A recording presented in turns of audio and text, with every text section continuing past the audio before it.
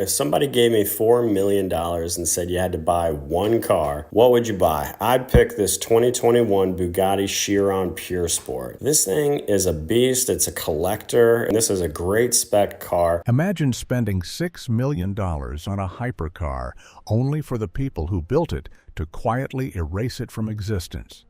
That's where Mat Armstrong found himself, not in a courtroom, but in a corporate crossfire with Bugatti. This isn't just a car story, it's about control, ownership, and who really decides the fate of your machine. Would you still feel like it's yours if the manufacturer could shut it down overnight? The $6 million crash. If you think a fender bender is expensive on your Toyota, wait until you see what it does to a 1 of 60 per Sport. It all started in October 2025 under the bright, almost unreal glow of Miami. A moment that should have been just another luxury car sighting turned into something much heavier. A rare Bugatti Chiron Pure Sport owned by FXALXG ended up wrecked. Not scratched, not dented, but broken in a way that made even seasoned car people go quiet. This wasn't just any hypercar. We are talking about a machine worth around $6 million, one of only 60 ever made, built with precision that borders on obsession, engineered to handle speeds most roads will never allow. And yet, in a matter of seconds, it became a financial and mechanical nightmare. The crash itself was not some dramatic high-speed explosion. That is what makes it more unsettling. It was routine. The kind of incident that happens every day around the world. But when it happens to something like a Bugatti Chiron, the rules change completely. Every panel, every sensor, every hidden component becomes a question mark. Here is where things take a sharp turn. The moment insurance stepped in, the car was already finished on paper. According to reports, the damage was enough for insurers to immediately declare it a total loss. And that decision is not emotional, it is mathematical. Modern hypercars are packed with complex electronics, structural carbon fiber, and proprietary systems that cannot just be repaired by any shop. Once critical components are compromised, the cost of restoring it to factory standards can go beyond the car's value. At that point, insurance companies do not see a project. They see a liability. So the verdict came quickly. Written off. Done. A $6 million machine reduced to parts, value, and paperwork. But here is where the story refuses to end. Because while the insurance world closed the file, someone else saw something completely different. Mat Armstrong looked at that same wreck and didn't see a dead car. He saw a challenge. The kind of challenge that built his entire reputation. Taking cars everyone else had given up on and bringing them back to life. And if you have followed his work, you already know how this usually goes. Bent frames become straight again, flooded engines roar back to life. Cars that should never drive again somehow return to the road. So when he looked at this Chiron, his mindset was simple: it can be fixed. But this was not just another rebuild. This was stepping into a world where the rules are written by the manufacturer, not the mechanic. A world where access to parts, software, and approval decides whether a car lives or stays buried in paperwork. So do you really think any car is truly unfixable? Or is that just what insurance companies say when the numbers stop making sense? And if you had $6 million on the line, would you trust a skilled rebuilder working from a garage? Or the same company that just walked away from the car? Because what Mat Armstrong thought he bought was a project. What he actually bought was something far more dangerous.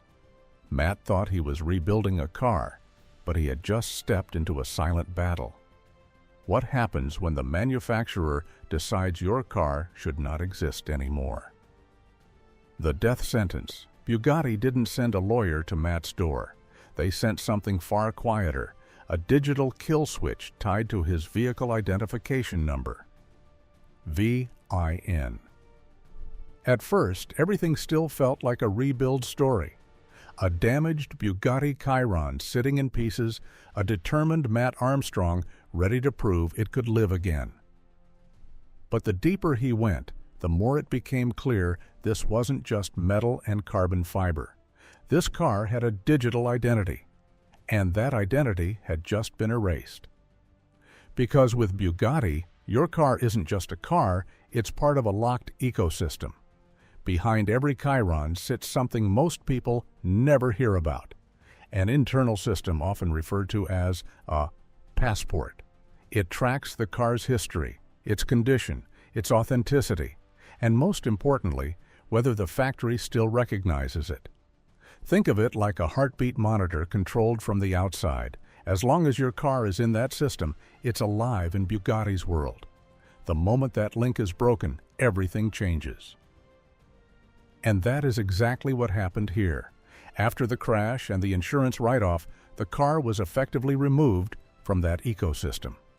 Not publicly announced, not dramatically explained, just quietly disconnected. And that single move turned a $6 million hypercar into something far more complicated than a rebuild. This is where the real sentence begins. Because once a Bugatti is no longer recognized in that system, it loses access to everything that makes it function properly. No official parts, no software updates, no diagnostics. Even something as basic as programming a new key becomes almost impossible. The car still exists physically, but digitally it's been cut off.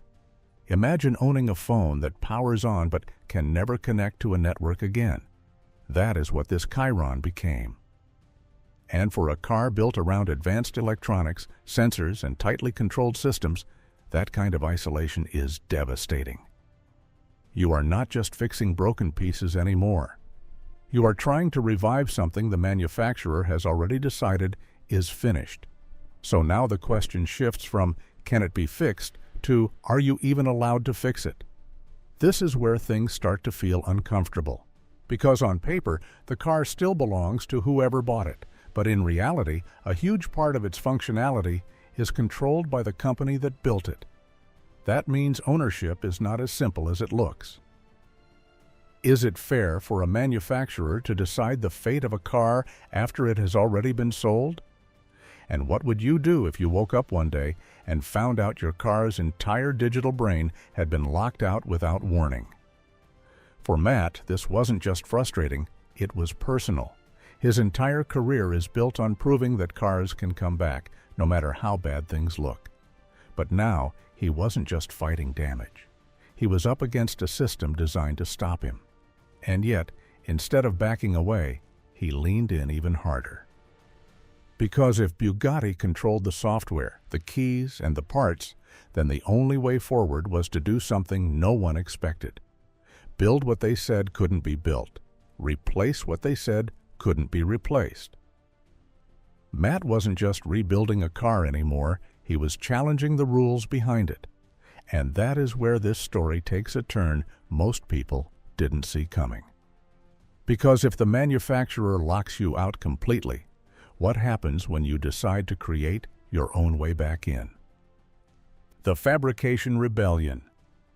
Mate Rimac told the world it was impossible. Mat Armstrong picked up a welder and quietly replied, "Let's see about that." Because at this point, the story had already crossed a line. This wasn't just about fixing a damaged hypercar anymore. This was about defying a system that was designed to shut him out completely. The blacklist had done its job. No parts, no access, no help. Just a million-pound machine sitting there like a locked vault with no key. And yet, Matt didn't walk away. Instead, he did something that made the entire industry uncomfortable. He decided to build what he wasn't allowed to buy. Now think about that for a second. We're talking about a Bugatti, not a Honda, not a BMW. This is a car engineered with tolerances so tight that even factory technicians follow step-by-step digital instructions just to touch it. And right in the center of this machine sits the horseshoe frame. It's not just a piece of metal, it's the backbone, the structure that holds everything together. Bugatti's position was simple. That part cannot be replicated outside their ecosystem. Not safely, not accurately, not at all. But Mat looked at it and saw something else. Not a limitation, but a challenge. And here's where things started getting messy behind the scenes. As he tried to source parts through third parties, whispers of what some call the parts police started to surface. Suppliers backing out, orders getting canceled, components suddenly becoming unavailable the moment his name was attached. It wasn't loud, it wasn't public, it was quiet pressure, the kind that doesn't leave fingerprints but still gets the job done. So the door slammed shut again, and that's when the grinder came out. Mat didn't have official blueprints. He didn't have factory data. What he had was the damaged frame in front of him and hours of footage, measurements, and trial and error. Piece by piece, he began reverse engineering one of the most guarded structures in the hypercar world. Cutting, welding, adjusting, starting over. If you watched closely, you could see it wasn't smooth. There were moments where things didn't line up, where the metal fought back, where the reality of what he was attempting started to sink in. Because this wasn't just mechanical anymore. This was walking straight into the territory of trade secrets. Hypercar companies don't just protect their logos. They protect their engineering like it's gold locked in a vault. The structure, the design, the way stress moves through the frame, all of that is intellectual property. And by rebuilding it from scratch, Mat was stepping into a legal gray zone that most people wouldn't even dare to approach. But he kept going, and slowly, something incredible started to happen. The frame began to take shape, not as a perfect clone, but as a working solution. A physical statement that said this can be done, that maybe the impossible label wasn't about physics or engineering. Maybe it was about control. So now the question shifts to you. Who are you rooting for? The billionaire-backed system that says, only we can touch this, or the guy in a workshop proving otherwise? And be honest for a second. If you had the skill to rebuild a $1.7 million component for a fraction of the price, would you take that risk, knowing a lawsuit could be waiting on the other side? Because what Mat did here cracked something open. This wasn't just rebellion. It was exposure. Exposure of a system that doesn't just sell cars, but controls them long after you've paid. A system where ownership starts to feel more like a subscription, with limits you never agreed to. And the deeper you look, the more unsettling it becomes. Because what if this isn't just Bugatti? What if this is the blueprint for the entire industry? The blacklist blueprint Bugatti, they're just the ones who got caught doing it on camera. And once you see it, you can't unsee it. What looked like a one-off fight between Mat and a luxury brand suddenly starts to feel like a pattern, almost like a hidden rulebook the entire industry quietly follows. Because the moment that wrecked hypercar was labeled salvage, something bigger kicked in. Not just about safety, not just about liability. This was about control. Here's the uncomfortable truth. The sentencing of cars is part of the business model. Think about it. When a $3 million hypercar gets damaged, logic says, fix it, bring it back, and put it on the road. But that's not what happens. Instead, manufacturers step in, restrict parts, block access, and sometimes quietly discourage anyone from bringing that car back to life. Why? Because every rebuilt car is a crack in the illusion. The illusion that these machines are rare, untouchable, almost mythical. And if too many of them come back from the dead, prices don't just drop a little, they collapse. So how do you protect a market worth billions? You control who gets to rebuild. Behind the scenes, there's a network of salvage registries, internal databases, and industry flags that follow a car like a permanent shadow. Once a car is marked, it doesn't matter how perfectly you rebuild it. To the system, it's compromised forever. That label quietly kills resale value, limits support, and in some cases locks you out of official parts completely. Now connect that to what Matt was doing. He wasn't just fixing a car. He was breaking the cycle. He was proving that with skill, time, and creativity, you don't need permission to rebuild something the system already wrote off. And that's dangerous, because if one person can do it, others will try. And suddenly, the gatekeepers lose their grip. We've seen similar moves before. High-end manufacturers tightening control, limiting who can touch their cars, even pushing back when owners modify or repair them outside official channels. The message is always dressed up as safety. But when you follow the money, it tells a different story. A controlled market is a profitable market. A restricted supply keeps prices high.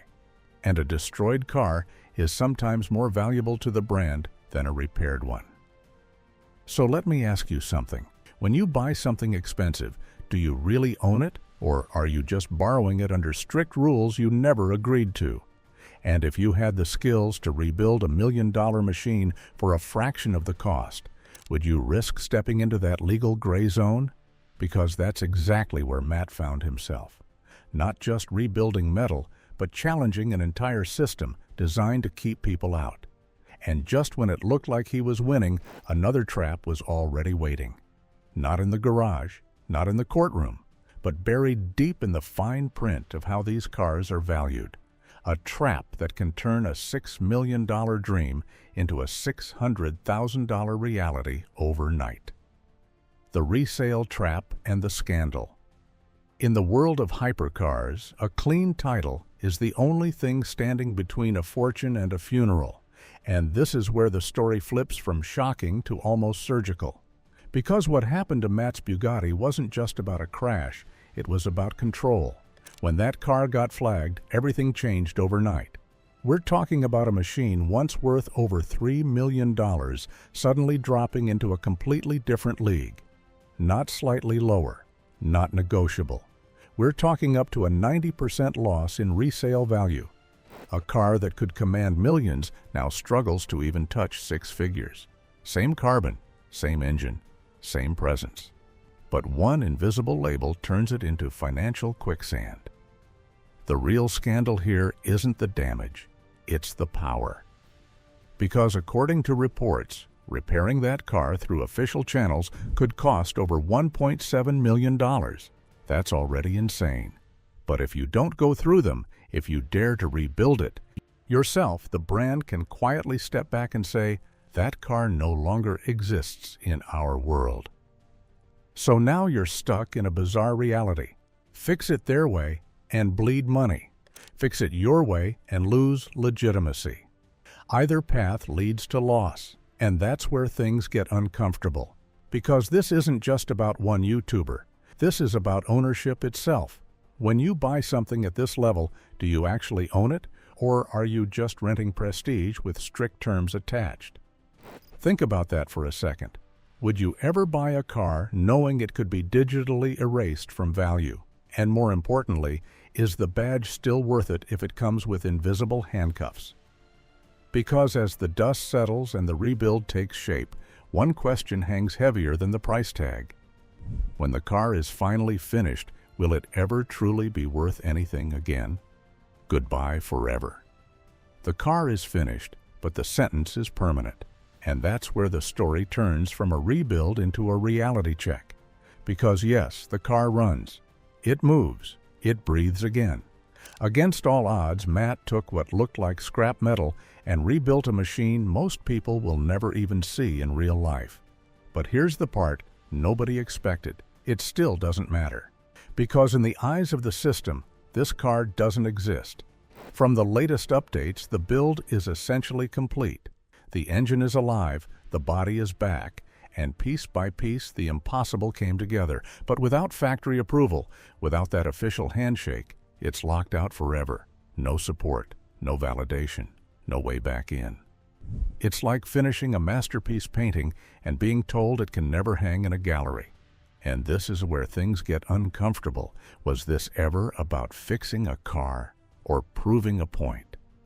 Matt showed the world that these machines aren't untouchable, that with enough skill and obsession, You can rebuild what billion-dollar systems say is unfixable. But at the same time, Bugatti didn't need to fight back loudly. They didn't need a public battle. The quiet blacklist did everything. Now the car sits in a strange space. It's not junk. It's not official. It's something in between. A ghost with a W16 heartbeat. So who really won here? Did Mat win by bringing it back to life? Or did Bugatti win by making sure it will never truly count? And if you had a multi-million-dollar car that the manufacturer could never touch again, would you drive it, sell it, or just park it and stare? Because after all the time, money, and pressure, this might not just be the end of a project. It might be goodbye forever to what ownership used to mean. Bugatti gave this machine a death sentence, but Mat Armstrong gave it a second life. And somewhere in between, the rules of ownership quietly changed. Because if a company can erase value with a decision, then who really owns the future of your car? So where do you stand? Would you still buy it knowing it can be shut out forever? And is this the beginning of a blacklist era? Let us know your thoughts in the comment section below.